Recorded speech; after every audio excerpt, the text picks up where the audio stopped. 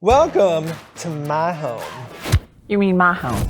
Okay, it's neither of our homes. But it is our podcast. Glitter and gay. Coming your way. So thanks for tuning in Today. This is episode 5. Let's go. Were you laughing at my like wimpy clap? I was, Okay. actually. Listen, I can only be strong in certain situations. Darling. Let's go. Get my glass of soda I think water. you're excited about this one. I am excited about this one. And I would have had anxiety about this one a year ago. Really? So I want to talk about, and I really do think that our love life really shapes us. Yes. Right? Like, Yeah. and for me, the longest time, it was a lack of a love life, right? And like wondering, like, is something wrong with me? And now I'm in a great relationship and that feels awesome. But can I just say, I think this is a great way to start this episode. Glennda, how many times have you been married? Several. Several. Okay. Several is technically 3 or more. Oh, so you're on the lower side of several. Yeah, that's why I thought that several sounded good. So then when I said 3, it was like, oh, not really several, right? Yeah, it worked on me. Yeah, exactly. Okay. Exactly. So, But some guy asked me, how many times have you been married? And I said, recently? yeah. Like now that you're dating Yeah, again? and Okay. I paused, and he goes, "Do you not feel comfortable answering that question?"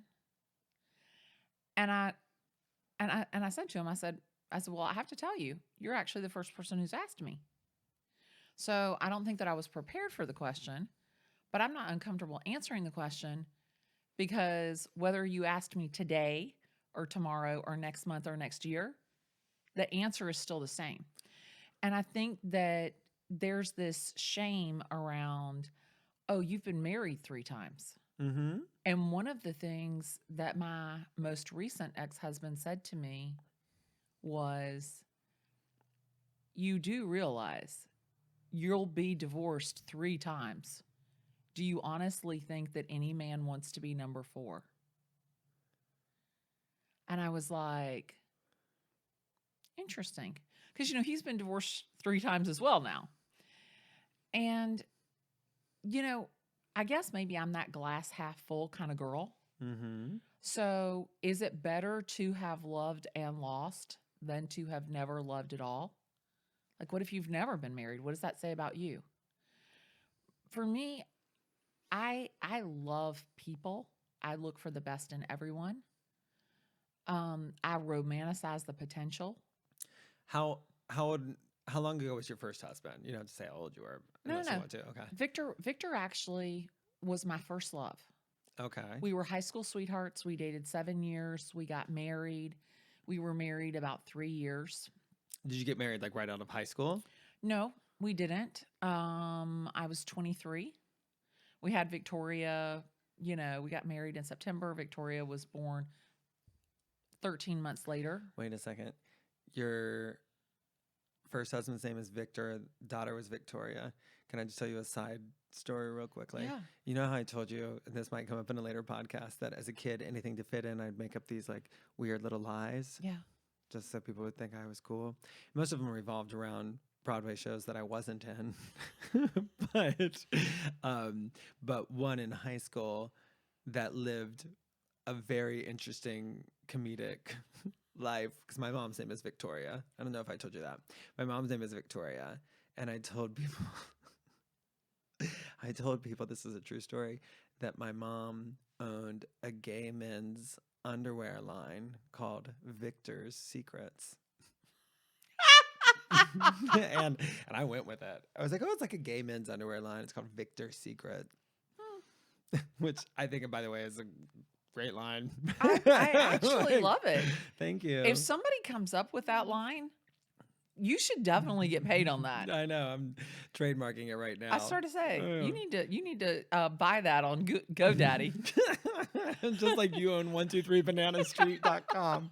True story, y'all. Go to 123bananastreet.com right now and see where you get redirected That's to. right. Glennda.net. That's right. All day, every day. Oh my gosh. All right. So, how old were you when you had Victoria?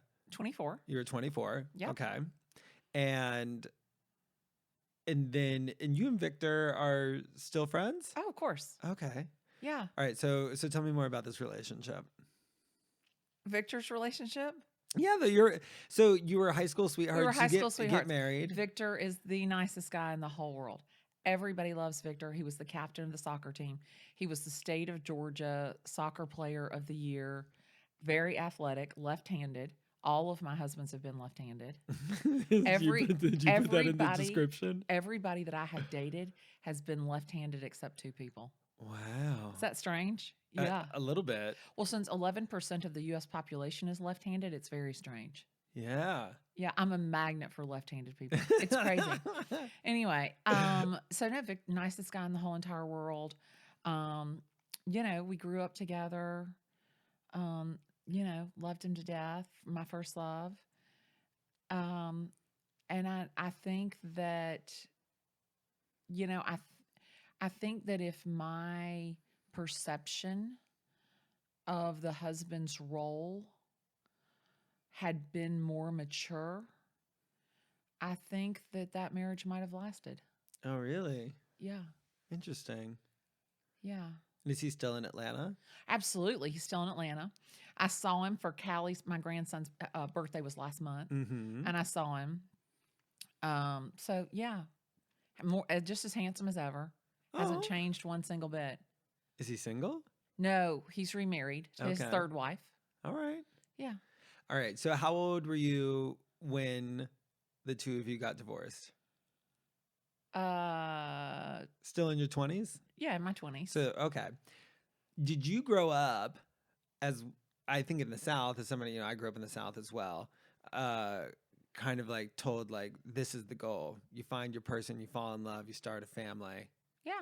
And, okay. And does that still resonate with you? Is that still kind of like how you envision life? Like still like ring with your values? No. Okay. No. Again, I think that had I had I think that I had this vision, this perception in my head of what the husband looked like, the husband's role in the marriage. And when that traditional role was not Victor's role, it was just difficult for me. And so, again, I feel like if I had had a more mature view, I probably could have saved that marriage, Mm-hmm. and probably lived happily ever after. Interesting. Yeah. So, as we know, life takes twists and turns. We're Yeah. dealt situations for certain reasons. They shape Yeah. us. We grow. We Yeah. become a new version of ourselves. Right. Okay. So, you two split up, Yep. and then do you immediately fall right back in love? No, I mean, I had a couple of long-term relationships. I had 3 long-term relationships between the time that I was divorced from Victor and married to Wilson. Wilson and I had actually met in 1986, The year after I was born. the year after you were born. And we went out a few times, and Wilson ended up getting married to somebody, and I never saw him again. And I had broken up with this guy, and I was out, and I leaned over the bar to get a glass of champagne, and somebody came up behind me and said, "Glennda Baker, I never forget you." And I was like, "Oh my God, Wilson." Like, did I get you top dollar on your house? Yeah, I mean, Wilson was from Columbia. He had, just, oh my God, the passion, the fire, the Latin lover. I mean, every stereotypical thing that you could look and think of was Wilson. Okay. I mean, hot as a firecracker, the absolute most beautiful man you've ever seen in your life. And did you get married quickly? Within a couple years. Okay.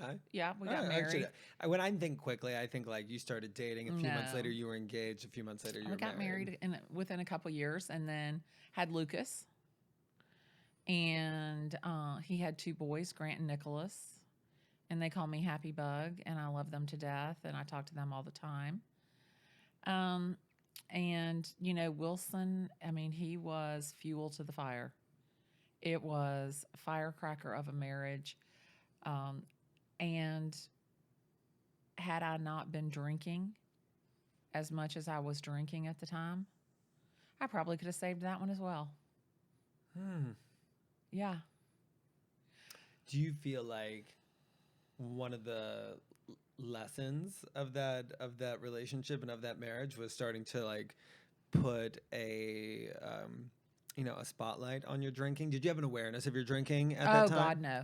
Okay. No. Not at all. Not a bit. Interesting. I don't think, no, not at all. Okay. Not at all. We were social drinkers. We drank at parties, but we always drank a lot at parties. But it wasn't like we were, it wasn't my vision of alcoholism. Mm-hmm. But we were very social drinkers, very heavy social drinkers. And that added to like the fuel of the relationship. I mean, everything was just so extreme. Everything was so extreme. Yeah. I mean, he was so beautiful, and he was just so passionate, and just rip your clothes off, just absolute crazy passion. Mm-hmm. So, I mean, again, had I not been drinking, I probably could have saved that one as well. Okay. And so you're married to him for how long? Maybe 4 or 5 years. Okay, so this puts you around what age when you two are splitting up? 32, maybe. Is that right? Okay, so you're still super young at this Am point. I 32? Maybe, I don't know. It seems like maybe 30. Let's think through it. Because Lucas is 20. Mm-hmm. And I'm 55. Okay. So I was 35 when he was born. And we were married for about 2. So maybe I was 37 or 38. Okay. All right. So it's interesting. When you had Lucas bound when you were my age. Yep. I always think about this in like relationship to things of like when I turned, because my mom had me and my brother young when she was in her early 20s, and I remember when I turned 22, I was like, my mom had 2 kids by now. I know. And like was like I just can't imagine it. I can't. Yeah. And even now, so I think about you, and I'm like, okay, so at 36, she was in her second marriage and had just had her second child. Yeah. And I'm like, I can't imagine that either. I mean, Yeah. I can't. Everything, it's like so interesting how like your life controls the way that you like process things and think Yeah. about things. But I actually think it kind of shapes you a lot differently because your life has been shared pretty much, in relationships and with children a lot. One thing I've struggled with is now that I'm in a relationship that I'm really invested in and care about is like, how do I give up the things that I want? That are not mutual, and that I'm like, but this is what I want to do right now.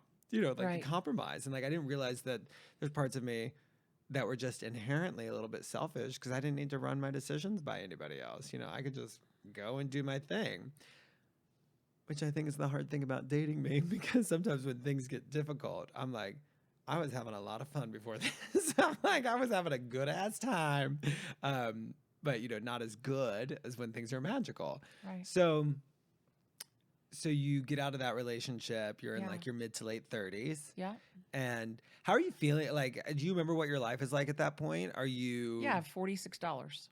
Oh, so this is. I have $46. When did you start in real estate? How old were you? I was 24. Oh, so you've been doing real estate for a minute at this 30 point. years. Yeah. So at that point, I had been selling real estate, let's call it 12 years. Okay. Would you consider yourself at that point, like, are you a successful real estate agent who just doesn't save their money? Or were you?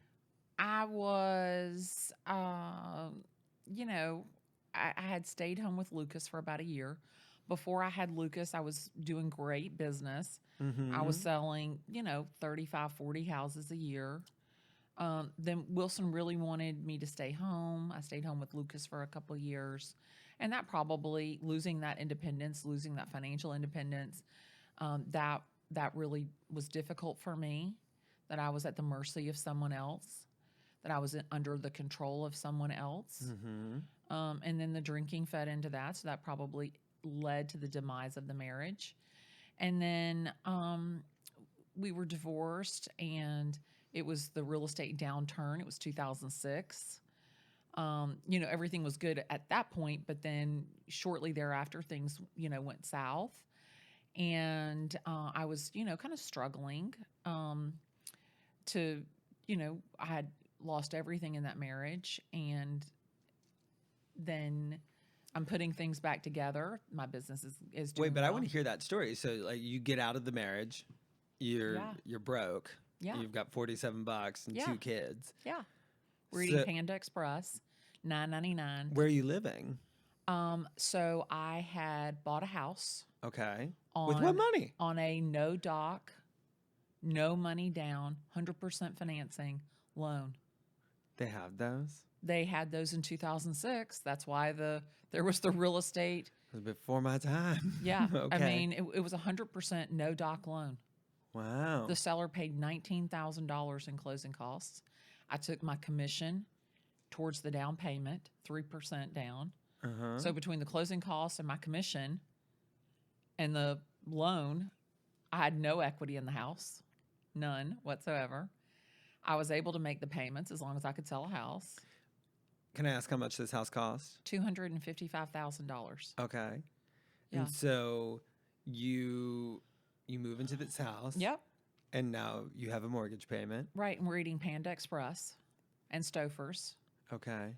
And I'm doing okay. I'm doing fine. I've started Glennda Baker and Associates. I've gotten my broker's license so I can keep all of the money. So I've got my own company. I'm working for myself. I start hiring agents. So I've got my own company. I've got agents working for me. And I list this house. And the people are chain smokers. So much so that they've removed the smoke detectors. And wait, can we just, you are a chain smoker when you have to remove the smoke detectors from your house. Yeah. I've literally never heard that. Yeah. Okay. Yeah. So I show this house and the lady goes, I'm not even going in. It smells like cigarettes. And I'm like, well, you can get rid of that.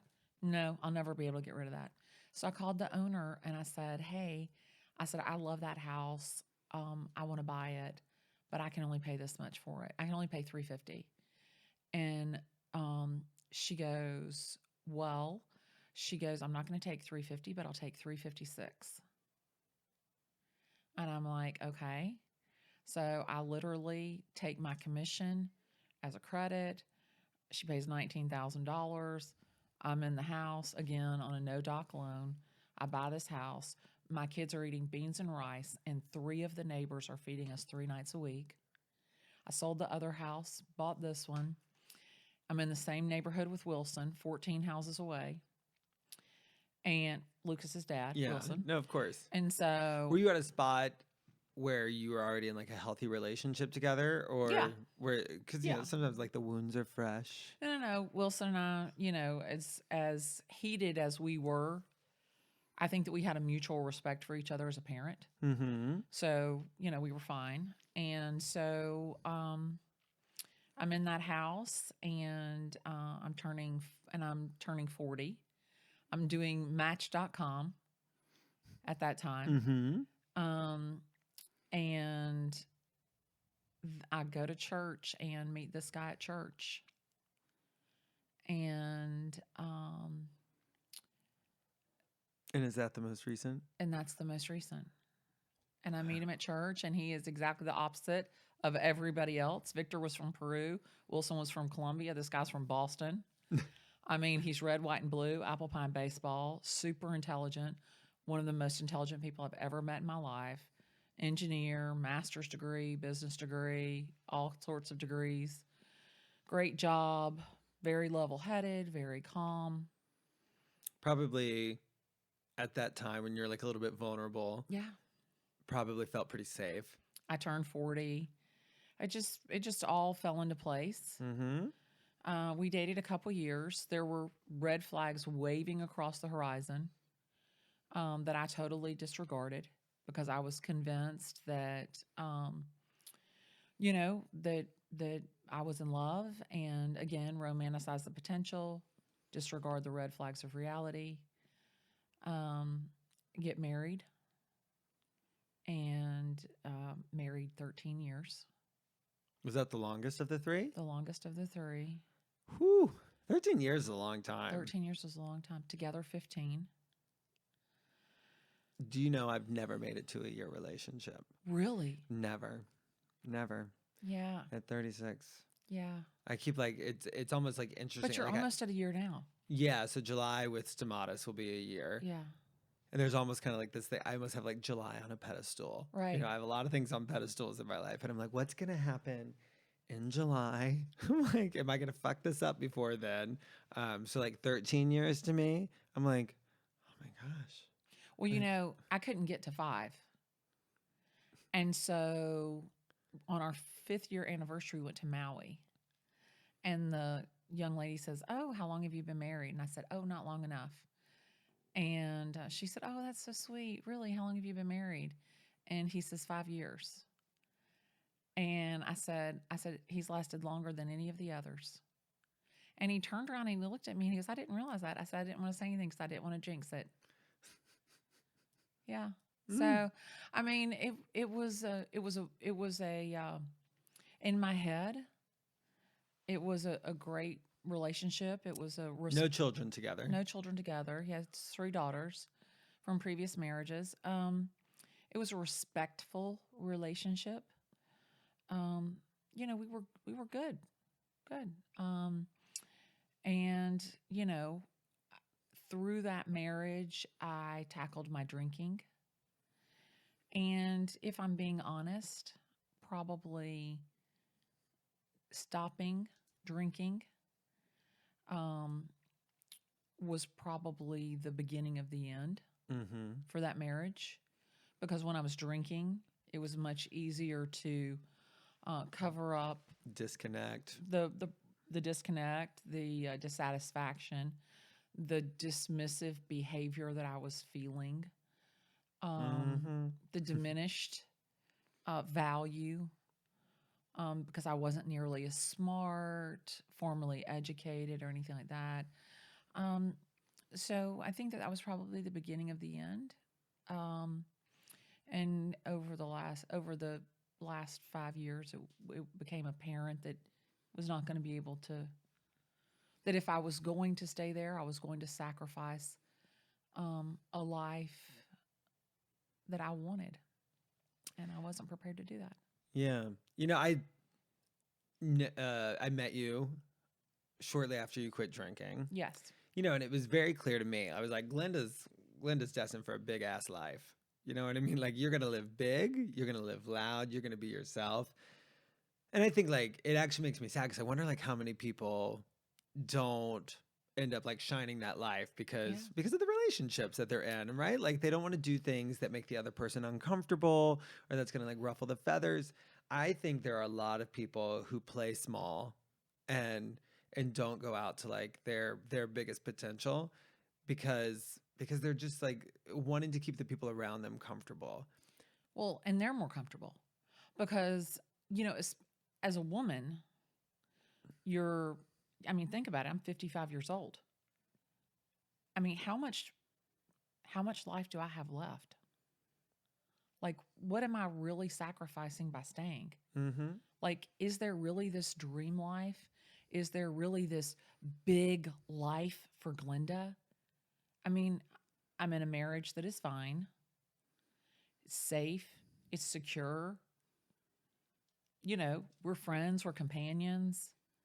Like, it's fine, right? It's fine. Yeah. It's comfortable. It's safe. It's secure. Financially, it's fine. I'm living my life. He's living his. No harm, no foul, right?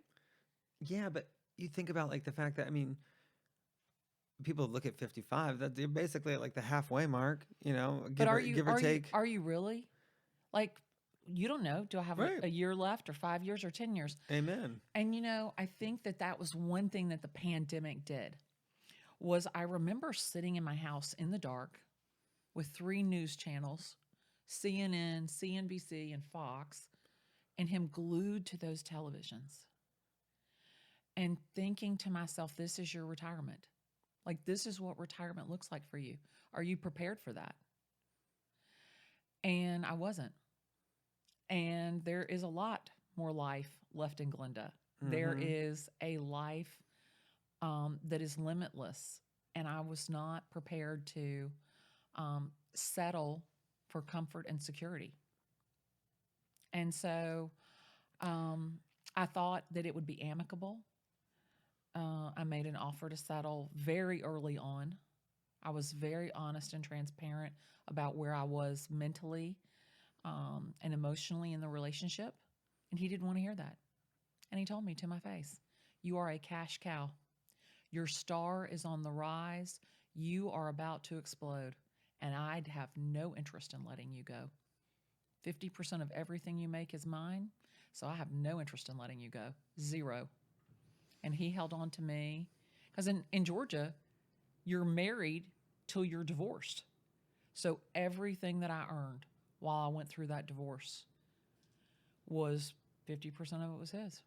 And that's just like one thing that really makes me think about that's like come to light. I think a lot of people watch you and, they see you online and they see you going through all this. And there's like this rise that's happening in public. And then there's also like this relationship behind the scenes that's like, got its claws in you. Oh, yeah. You know what I mean? It's like and couldn't get away. Yeah, it's financially Couldn't get got away. a death grip on you. Oh my God, it was, I mean, when somebody came to me and said they wanted 65% of my TikTok followers, like he wanted the monetization of 65% of my TikTok followers. It was in my wildest dreams, I could have never ever imagined. Like, are you serious? Yeah, and it's still so new. It's like it's hypothetical. You don't know what this is going to lead to. Like what do you want? 50% of the people calling me Karen? Like, right. I mean, like, what is it that you're looking for? Yeah. Do they know how much it costs to create this content? Yeah. You're like, you want 50% of the debt? Oh, sit the fuck down. He wanted to charge me rent. I was filming it at my house. He wanted to charge me rent for production space because the house that I was living in was owned by us. I was like, oh my God. I mean, it was literally, it was my worst nightmare. And this is the thing, Tyler, this is the thing, is if you had ever said to me, Glenda, he will do this to you. He will be like that. I would have bet you my life. I would have said to you, Tyler, this person has respect for me. This person loves me. Like, he's not going to be like that. This person is not going to be like that. And I mean, it was sad. That's the future cost of Your that current decision. You Yeah. know? But it just, I learned more about myself in that year than I could have learned in a lifetime. Mm-hmm. And, people talk about, oh, you're such a survivor, Glenda. Glenda, you're such a survivor. And I appreciate that, but I am not a survivor. I thrived through what was possibly the worst financial year of my life. I thrived through that. Mm-hmm. So it wasn't about survival. It was literally about kicking ass and taking names. And I remember I said to my attorney, because there were several accounts, fake accounts that he had created to follow me because I'd blocked him. And I said to her, I said, that's okay. I said, you let him keep those fake accounts. I'm not even going to block those because I want him to watch me rise from the cheap seats of social media. Well, if that's not a dose of pineapple, I don't know what is. Pineapple. No, seriously, that last part gave me chills. It was like try to tear me down. Watch me from the cheap sheets. Cheap sheets, that's your son. The cheap seats is your husband. Oh my goodness. All right, I can't even imagine what this question is. We don't know what it is. I really don't know. We never ever know. Okay. And have you noticed that it like has been kind of on topic? On topic. I wonder if Ryan is like in there, like, listen. Oh no, he can't hear us because this is No. not live. This isn't live, Okay. and he didn't know that we came up with the topics. Oh, that's right. From the gas station to the bus station. station. So, you know what I'm saying? Yeah, go ahead. All right. Here we go. Hi, it's Bridgette Harvey from New York City, and we all know that Tyler's favorite Glenndaism is something about a dead squirrel on the side of the road. Glennda, what is your favorite Tylerism? Thank you so much, and I can't wait to hear the answer. Oh my God. Do you know which one she's talking? First of all, Yeah. have you ever met Bridgette Harvey? I'm so glad. So Bridgette Harvey is a literal ball of sunshine. She's a real estate agent in New York, but she's a Tom Ferry person too. She's a big fan of Glennda Baker. I started to say, Bridgette Harvey didn't. I think she sent me the shirt. That wouldn't surprise me. I think she sent me a shirt. Oh my gosh, you would be obsessed with Bridgette Harvey. Oh my she's gosh. like a living team mascot. I love it. Do you know which quote she's talking about? The road is paved with dead squirrels that failed to make a decision. Don't be roadkill. That's the one. Yeah. Okay, so I train agents all the time, and a thing that drives me batshit is I think people spend the dumbest amount of time on the stupidest shit. And the example I always use is the real estate agent in every office, but in my office, who comes out with like 10 potential logos, and they're like, I would like everybody to vote on on your logos for me. And they're like, okay, they're like, now I've narrowed it down to these 7. I want to see that one where the E swoops a little. And I want you see how the T hits right? I want the T to just be a drop hair. Yeah, I just think that's going to make all the difference. I do. And then cut to 6 months later, they're like, okay, I've narrowed it down to 2. And and I'm just like, do you know how much money I've made since you've wasted so much time on this shit that you just can't make your mind up? Because I think you've attached value to being a perfectionist, and that's what makes you such a good real estate agent. So you have to overthink everything. And I'm like, please. I was like, you can't figure shit out. And I was like, I have closed 17 houses while you're trying to figure out how to spell your name. And I always use your saying, whatever you said, the road. The road is paved with dead squirrels that failed to make a decision. Don't be roadkill. Amen. Now she wants to know your favorite Tylerism. I'm not going to lie, so do I. You know what? I have to tell you, last night you were preaching from the pulpit. We were going to church last night for a little bit. I am here to tell you that spared or prepared. I listened to that roll through my head. I bet you I listened to that roll through my head 50 times before I went to bed last night, thinking about every single thing from that context. And I don't know that I'll ever think about you again and not think about those 2 words. I wish I could take credit for it. You know, it's something that one of my coaches gave to me around dating, you know, and I would like the disappointments behind dating and the mistakes that I had made, or the times I felt disappointed by not being called back. And she's like, you were being spared. Yeah. And if it was a mistake that I felt like I'd made, she's like, you're being prepared. Yeah. Like you are just being made ready for when that moment happens, when that thing comes along your table. Like, gosh, I feel like, you know, Hallelujah makes all of my videos. They're helping us with this podcast. But it's because of them, like I was prepared for that moment when I was put in front of the cameras for $1 Million Listing. I was like, oh, I've been prepared for this. Right. Like I didn't know that these little social media things I was doing were preparing me. But I love it too. I'm glad you like that one. I love, love, love it. Ugh. All right. So we didn't get into future today. We talked about your love life. The topic is past, present, future. I'm really excited to hear about the future, y'all, because Oh God. Are you going to tell them? Glenda's on dating apps. No. Glennda has bought some advertising space. Oh my God. On the internet. And while I don't have as many relationships as you, oh girl, I have spent some time on the dating apps. Oh, I have some good advice. I can't wait. Do you know what? I could be like a spokesperson for them, and I could probably like collab with Bumble and Hinge. Okay, we got to see how it goes first. You're just getting started. Well, but I mean, I could be a poster child for their over. I don't know if 50 you're going to group. want to, honey. I don't know if you're going to want that. We've got some talking to do. Okay. All right. So like, share, comment, rate, review, Subscribe. cartwheel. Yeah. All right. See y'all next week talking to all things dating apps. Oh my God.